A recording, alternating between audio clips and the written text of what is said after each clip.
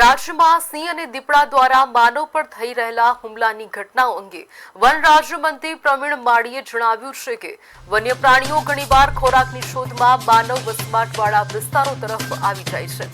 વન્યજીવોને રહેણાંક વિસ્તારોમાં આવતા અટકાવવા માટે સરકાર દ્વારા જાળી બનાવવાની કામગીરી ચાલી રહી છે, તેમજ સિંહોને વન વિસ્તારોમાં જ પૂરતો ખોરાક મળી રહે તે માટે વિશેષ પ્રયાસો હાથ ધરાયા છે। મંત્રીએ વધુમાં ઉમેર્યું કે વન્યજીવોના બદલાયેલા વર્તન અને સ્થળાંતરના કારણોનો ઊંડો અભ્યાસ ચાલુ છે।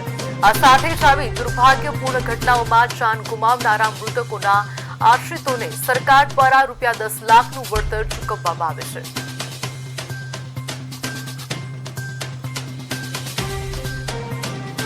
તો અમાઉન્ટ મને ખ્યાલ છે કે એ કોઈ માયને નથી રાખતું હોતું, સ્વજન માયને રાખે છે, પણ જ્યારે પ્રાણી જ્યારે આ રીતે હુમલો કરતો હોય છે ત્યારે ઓછામાં ઓછું માનવ જાનહાનિ થાય એના પ્રયાસ ફોરેસ્ટ વિભાગ દ્વારા કરવામાં આવતા